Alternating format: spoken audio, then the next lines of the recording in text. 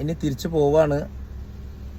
നമ്മുടെ ഷഹബാസിനെ വന്നു കണ്ടു, മനസ്സ് നിറഞ്ഞു, സന്തോഷായി. പൊക്കോട്ടെ വേണ്ട, ഈ വക ചോദ്യം ചോദിക്കുമ്പോ പിന്നെ എങ്ങനെയാ നമുക്ക് ആകെ സങ്കടാവാ.